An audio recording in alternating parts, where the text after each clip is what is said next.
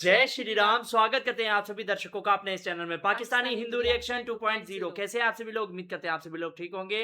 तो भाई आज हम देखने वाले हैं Aghori versus monk, who is the more powerful, यानी कौन इनमें से ज्यादा पावरफुल है। वैसे अघोरियों में तो काफी शक्तियां होती है। मौन किसे कहते हैं? मॉन्क ये अपना है ना, बुद्ध मत मजहब के अच्छा, जो अच्छा वो अच्छा मुझे ऐसा लगा कि अ, वो होंगे पर श्योर नहीं उन्हें थी कहते मैं हैं इसलिए। मॉन्क। अपना जो बुद्ध मत की तपस्या हाँ, करते हैं। वो हाँ, ज़्यादातर मोंक जो है ना वो म्यांमार में रहते हैं और भूटान में भी रहते हैं। वो भी ऐसे तपस्या की तरह करते हैं ना? हाँ, ऐसे वो ध्यान ध्यान करते हैं।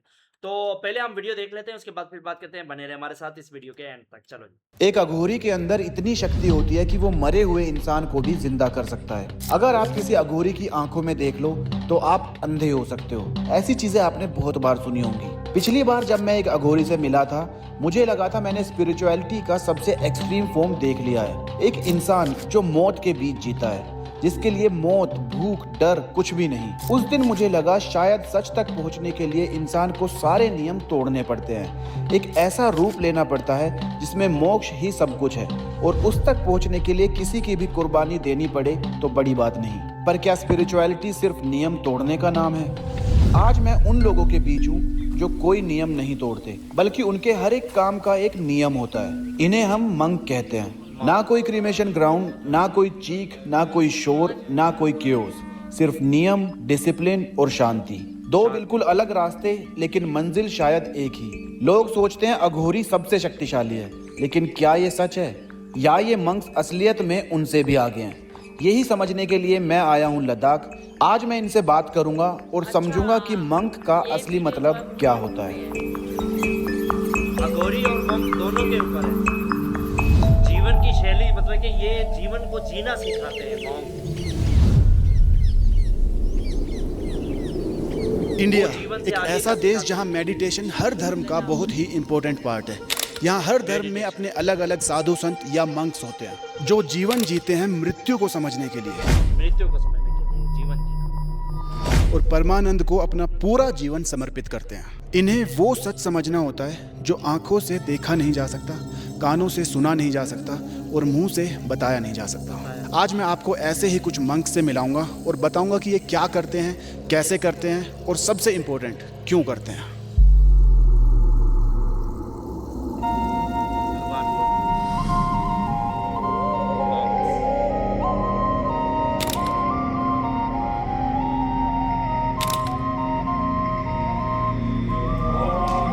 ये अलग एक्सपीरियंस है हमारे लिए।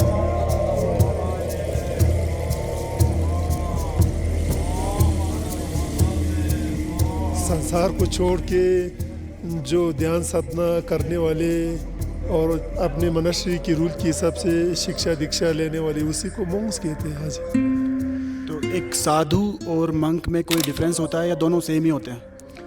नहीं, ऐसे हाँ सेम कह सकता है, लेकिन बुद्धिज़्म में ज़्यादातर मोंग्स कहना पसंद करता है। किसी इस तरह की चिवर पहनने वाले, कपड़े पहनने वाले, वेशभूषण धारण कर वालों को साधु ज़्यादा नहीं कहते, मोंग्स ही बोलता है। अच्छा, बुद्धिज्म में मंक्स बोलते हैं, लेकिन वैसे एक ही चीज़ है, साधु और मंक एक ही है। हाँ जी, हाँ जी, मिलता जुलता शब्द है। आप क्योंकि हर जो बुद्धिज़्म, हिंदुज़्म, जैनिज़्म में साधु मोंग शादी होता है, तो उसका थोड़ा दीक्षा कह सकते हैं, नियम के रूल आदि थोड़ा थोड़ा डिफरेंट होता है। तो उसके हिसाब से हम एक ही तो नहीं कह सकता है, बिल्कुल अलग भी नहीं है, ऐसा है। आज आपकी क्या एज है और किस एज में आपने सोचा कि आपको इस मतलब मंक बनना है? जैसे अभी मेरे उम्र जो है 49 है। ओके। 49। अच्छा जी, वो 49। जब शायद 8 साल की होंगे, 8 साल में मैं इसी गांव में पैदा हुए, ठीक से मैं इस गांव में। अच्छा। तो मैंने देखा कि गांव वाला शराब पीते, वो मुझे अभी भी याद है, शराब पीते हैं, लोकल शराब पी, उसको छंग कहता है, पीते हुए। हाँ। फिर वो लोग आपस में झगड़ा करते हैं, ऐसे भी देखा। फिर आन में बूढ़ा हो जाते हैं, मरते हैं, शमशान घाट में लाश उठा कर ले जाते हुए भी देखा। मैंने सोचा तो यही ज़िंदगी है, मेरी ज़िंदगी भी ऐसे ही होने वाला है, तो ऐसा ज़िंदगी मुझे नहीं चाहिए। इससे बेहतर है कि मैं मॉनेस्ट्री में जाऊंगा, मोंग्स बनूंगा, वहाँ से कुछ मुझे जीने की कला मिलेगा। ऐसे उम्मीद में मॉनेस्ट्री में जॉइन किए थे 8-9 साल में। तो वहाँ यहाँ जॉइन किया। इस मॉनेस्ट्री में बेसिक बुद्धिज़्म की सूत्र आदि याद करना होता है, बेसिक बुद्धिज़्म की ग्रामर काखा या बेसिक बुद्धिज़्म की रूल जो मोंग्स की रूल्स होता है, और साधना की, ध्यान साधना की थोड़े थोड़े नियम बचपन में सिखाया। यहाँ पर 3 साल यहाँ बैठा।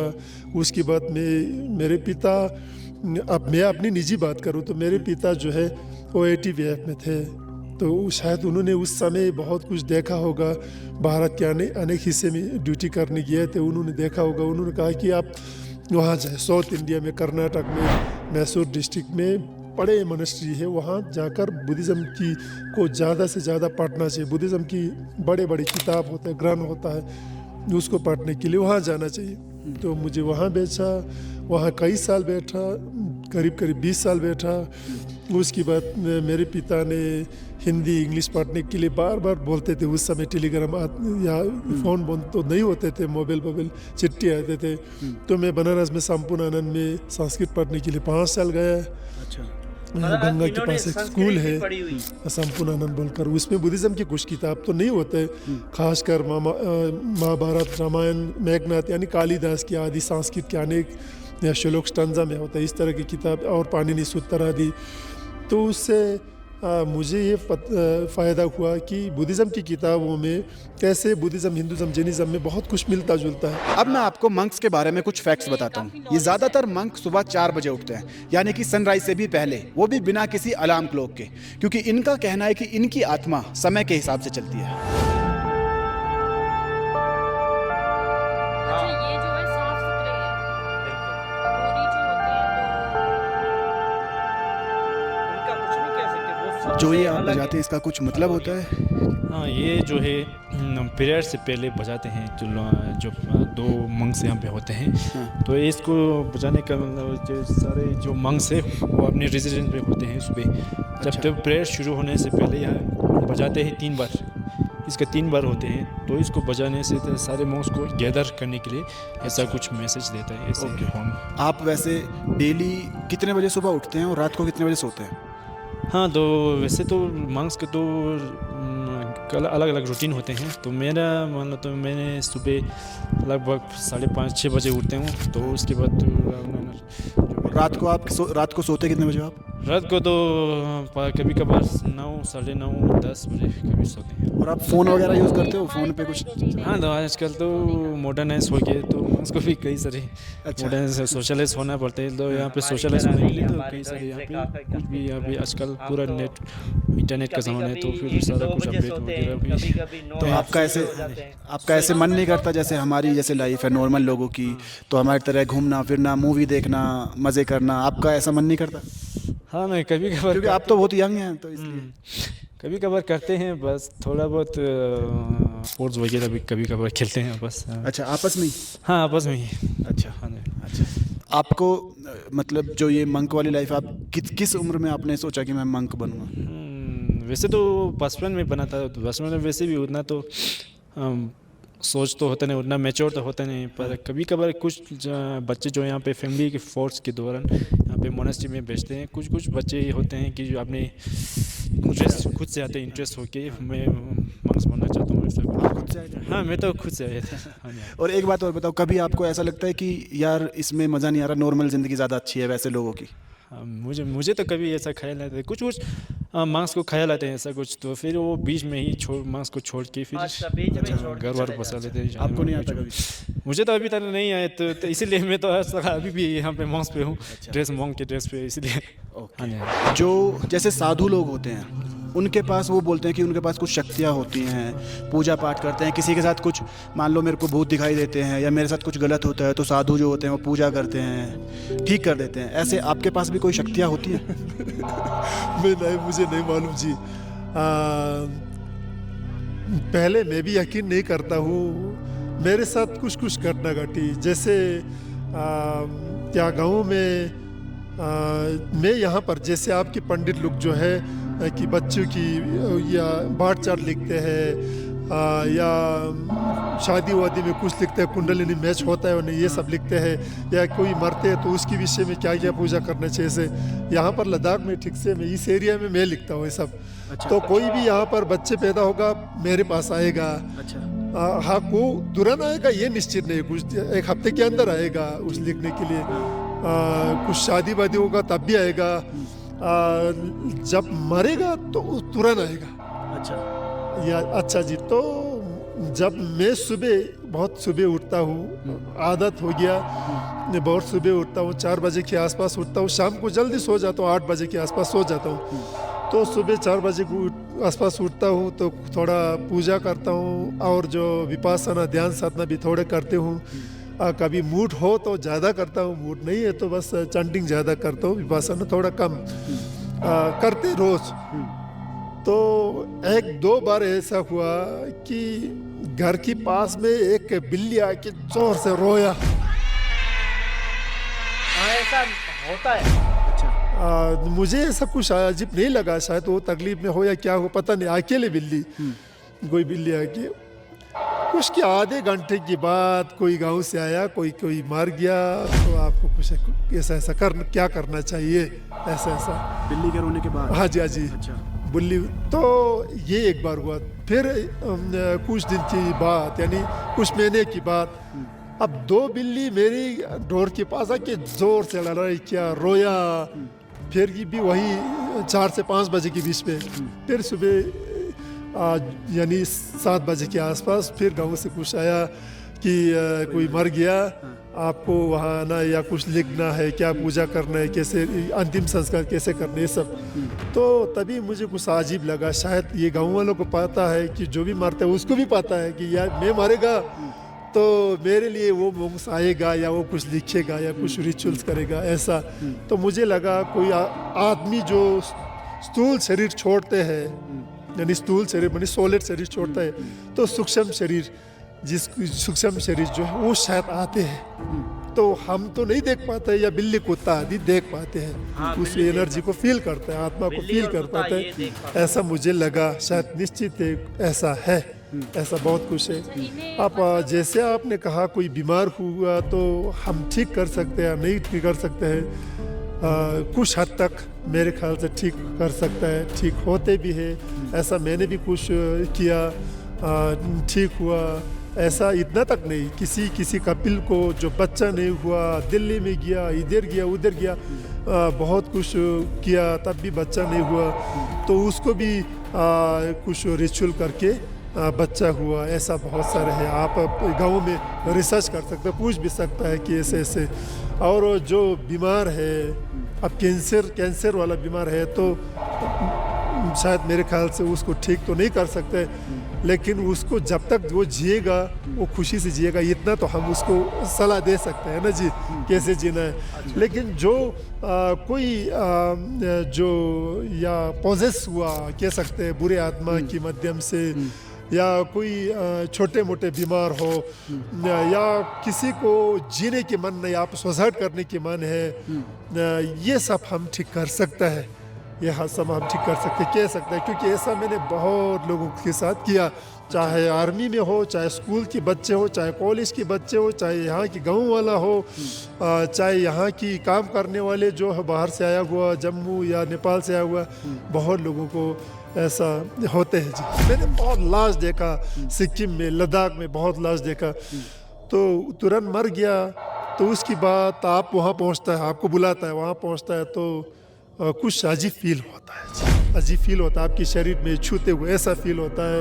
या किसी घर में या किसी जगह में ऐसा होता है, किसी का सुसाइड हुआ, किसी को मार दिया, ऐसे जगह होता है, उसमें कुछ नेगेटिव एनर्जी है हमारे शरीर में और मन दोनों में, कुछ अजीब लगते हैं, फील होता है जी, ऐसा है। तो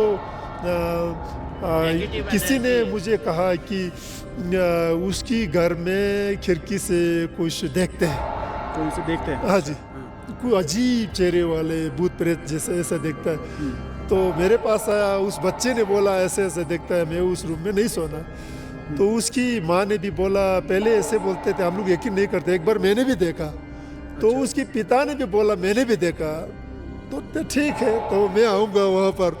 मैं वहाँ गया, पूरा खिड़की खोला, उस दिन वहाँ पर साधना किया मैंने। जब मैं सोच में थे, कई बार ये लोग हफ्तों तक या महीनों तक मौन व्रत रखते हैं ताकि ये बाहर की दुनिया का शोर शराबा नहीं बल्कि अपनी मन की आवाज़ सुन सके।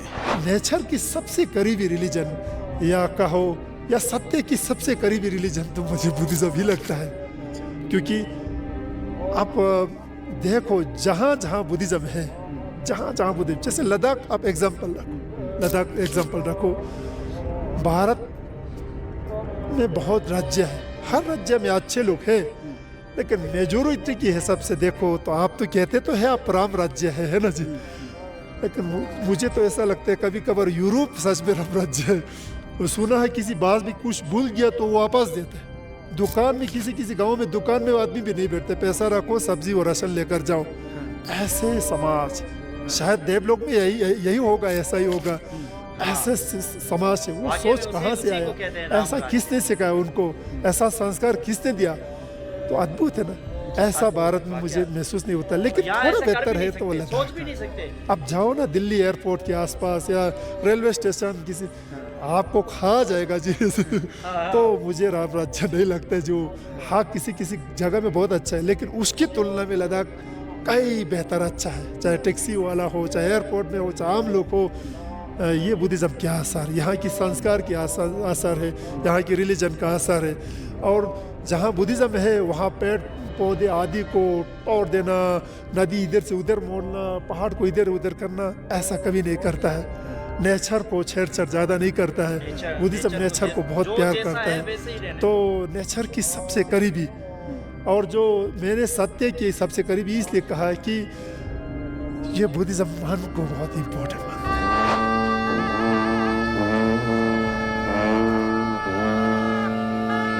जब ये लोग भिक्षा मांगने निकलते हैं तो ये कुछ मांगने के लिए नहीं बल्कि लोगों को कुछ देने की अपॉर्चुनिटी देते हैं। इनके कपड़े लाल रंग के होते हैं जो कि फायर को सिंबलाइज करते हैं, जिससे ये अपने अंदर की सारी इच्छाओं को जलाकर मोक्ष की प्राप्ति के लिए निकलते हैं। मंक कौन है ये मंक? मंक उन इंसानों को बोलते हैं जिन्होंने दुनिया की भीड़ से मुंह मोड़ लिया है और खुद की तलाश में निकल चुके हैं। जब मैं यहाँ आया था मुझे अघोरी और मंक में कौन ज्यादा पावरफुल है ये समझना था, किसकी लाइफ ज्यादा मुश्किल है ये जानना था।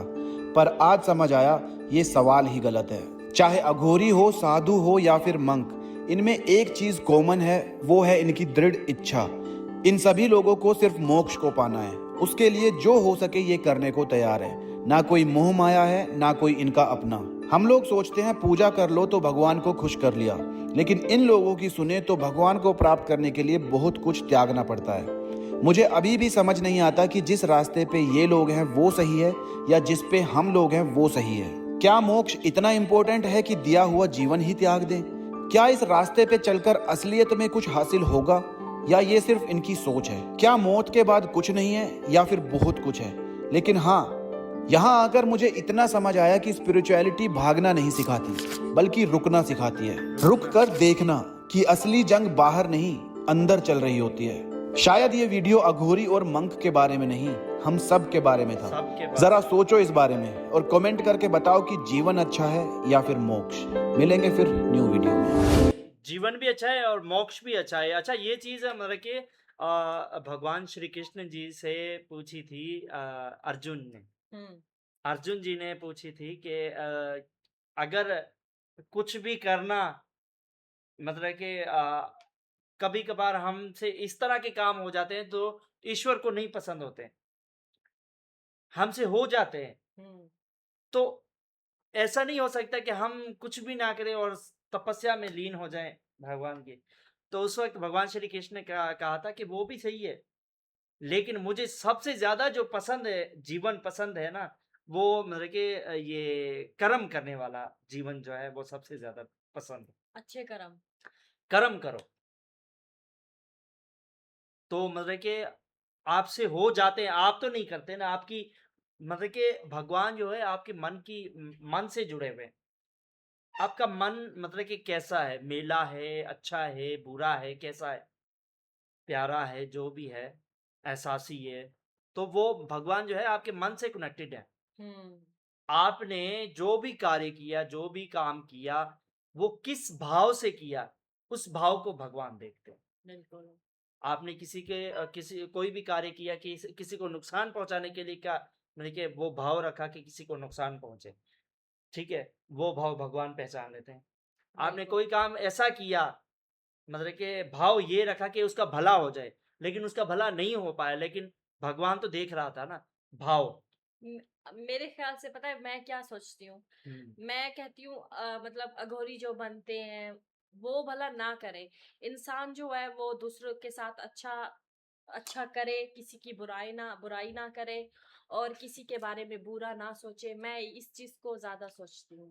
देखो हमारे जीवन में ना हर प्रकार के अगर अघोरी ना होते तो शायद जीवन भी ना चल पाता, शायद हर इंसान मॉन्क्स की मॉन्क्स ना होते, जीवन ना चल पाता।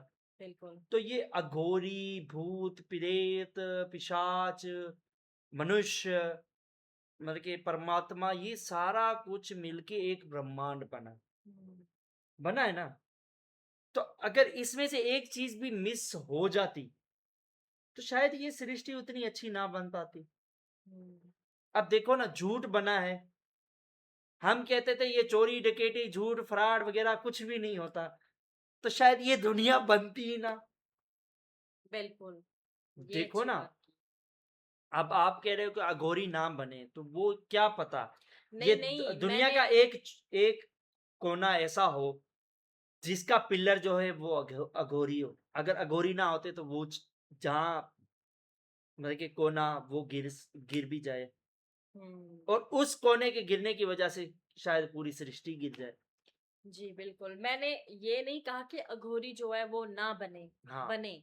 मैंने अपने बारे में बताया कि मैं वो क्या सोचती हूँ। हम्म। मैं ये सोचती हूँ कि दूसरों के साथ अच्छा हमें करना चाहिए, अच्छा, अब किसी के मतलब बारे कि में बुरा ना। ये वीडियो हम सबके बारे में थी, वाकई में ना घोरी के बारे में थी ना ही मोंक के बारे में थी। हम्म, जैसा कि वो साधु जी ने कहा था, एक मोंक ने कहा था कि यूरोप में हम्म, वाकई में राम राज्य है, यहाँ पर राम राज्य नहीं है, कहते हैं पर है नहीं। कैसे राम राज्य कैसे कहते हैं, किसे कहते हैं?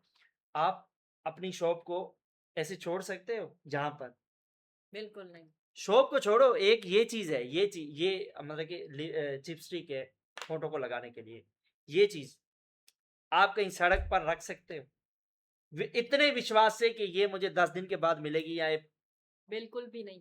यहाँ दस पे तो दिन के बाद छोड़ो, ये घंटे के बाद नहीं मिलेगी। बिल्कुल। और यहाँ पे तो पर्स से हमने हाथ में पकड़ा हुआ है पर्स, उसके अंदर से चीज निकाल, पैसे निकाल के लोग चले जाते हैं, पता भी नहीं पता चलता। नहीं चलता। और वहां क्या है, दुकानें ऐसे पड़ी हुई हैं, सामान पड़ा है, और इतनी ईमानदारी वहां ईमानदारी। जाते हैं, जो जो सामान उठाते हैं उसी उसी सामान का, मतलब कि जो कीमत लिखी होती है उतने पैसे गुल्लक में डाल के सामान लेके चले जाते हैं। और अगर कोई चीज शॉप पे रह जाती है, आपकी भूल जाते हो, तो वो वहीं की वहीं पड़ी होती है, बल्कि संभाल के रखते हैं हाँ, वो लोग। और ऐसा भारत के एक कोने में होता भी है, मिजोरम में। मैं तो कहती हूँ पूरे देश में ऐसा होना चाहिए। और मिजोरम के एक शहर में मैंने देखा था, वीडियो भी देखी थी, उन्होंने अपनी सब्जियां वगैरह जो हैं स्टॉल के अंदर रखी हुई थी, और हर पैकेट का प्राइस लिखा हुआ था, और साथ ही गुल्लक रखा हुआ था, जिसको जो सब्जी चाहिए वो पैकेट उठाए, पैसे उतने डाले और चला जाए, उठा के ले जाए। वहां ना कोई बंदा खड़ा है, ना दूर दूर तक कोई कैमरा तक नहीं लगा हुआ, इतना विश्वास। और इसे कहते हैं राम राज। बिल्कुल। ये और साधु की बात है। बिल्कुल। और यहाँ पे तो मतलब हर जगह, हर हाँ, देश में ऐसा ही है कि कैमरे लगे होते हैं, और विश्वास भी तो नहीं कर सकते लोगों पे न- ना हम। वही तो मैं बात कर रहा हूँ कि यूरोप में वो विश्वास पर टिके हुए हैं, और हम्म, उसी को कहते हैं राम राज्य। क्योंकि वो भरोसा है कि वो, मतलब कि चोरी करेगा नहीं, ठीक है, और भरो ये दुनिया जो है वो टिकी, भरोसे के छोर पर टिकी हुई है। बिल्कुल। तो मैं वही बात कर रहा था, वाकई में साधु जी ने वाकई में सही बात की है। अच्छा, बिल्ली मुझे वाली, इनकी बातें बहुत अच्छी वाकई लगी। मुझे खुद अच्छी लगी।